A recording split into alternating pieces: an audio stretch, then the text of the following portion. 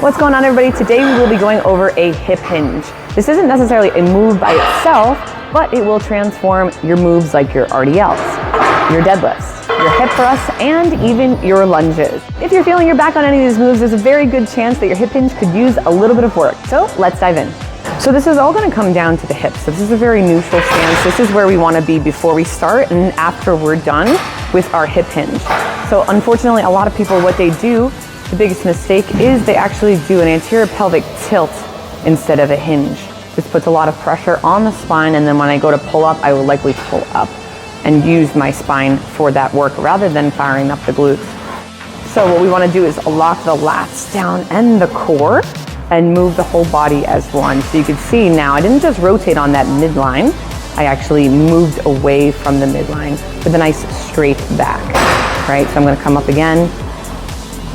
So that first centimeter is gonna determine how you go down and how you come up. So that first one is as if somebody chopped at your hips, right? Or as if you're closing a door with your butt behind you, right? You're not gonna go like this to close the door. You're going to use your body weight. You're gonna use leverage from the rest of your body. The other angle, which is very interesting to see the hip hinge from, is the front. A lot of people, they just chop and they keep their legs super straight. Unfortunately, when our legs stay very straight this way, our glutes are missing out from the party. So we want to join the glutes into the party, and we want to just slightly open up or twist our feet into the ground.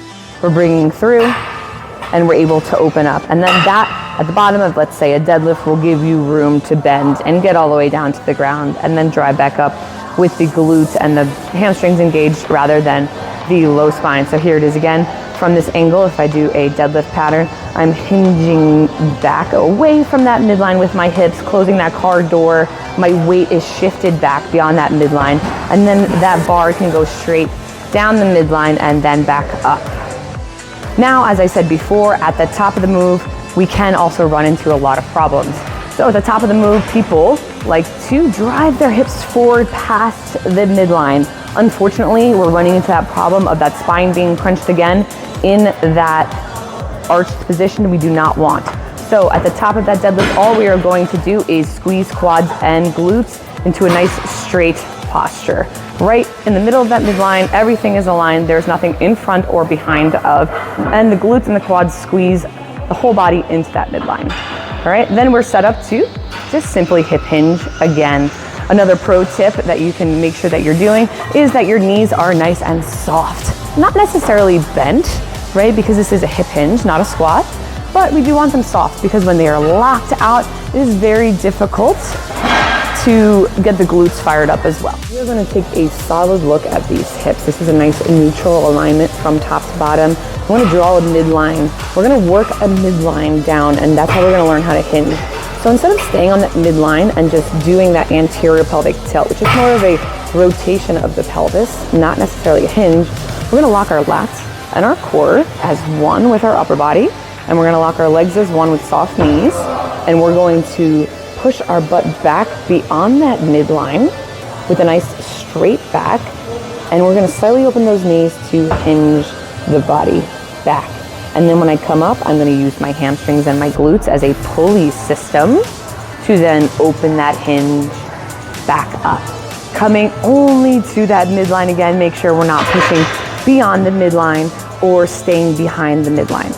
We really need to stand all the way back up, locking the glutes and the quads into that midline for a nice, strong deadlift, RDL, or hip thrust. Okay, so warming up your hip hinge is really important, but how do you do so? You can grab a kettlebell, you can literally just use your body and get those things warmed up simply just by going down and up. But if you're also having trouble with that bend of your spine and really making it click, a lot of the times at the end of a deadlift, somebody has trouble with their spine, just kind of like at the end. Or where do I put my face? Do I look up? Do I look down? What do I do? At the end of the day, you want to stay very neutral. So I like to do this with beginners.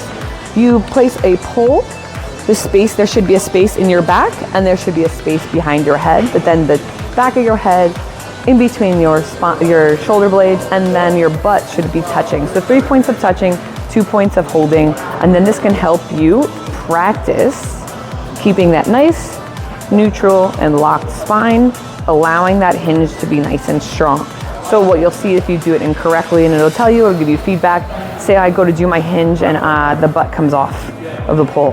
That means I started my hinge in my spine, right? One of my vertebrae, one of my 31 vertebrae, instead of my hip, right? So we could fix that. Or say when I go down, my head comes off. That just means I'm probably gonna round my shoulders forward and with the RDL or the deadlift, and then the weights, my core is gonna become unengaged. My lats are gonna become unengaged. So I really need to make sure I warm up those lats, maybe with some straight arm pull downs, and really work on that posture so I can do those. So this poll will kind of give you an idea of what's gonna go astray and what you need to work on. So be sure to watch this video again, take 1 or 2 cues to work on the next time you're doing any of these moves, and apply it. Think about it every single time. Work on that hip hinge, warm the hip hinge up, and make sure you also stretch it out when you are done. If you like this video, make sure to give it a thumbs up and a like, and be sure to share it with a friend.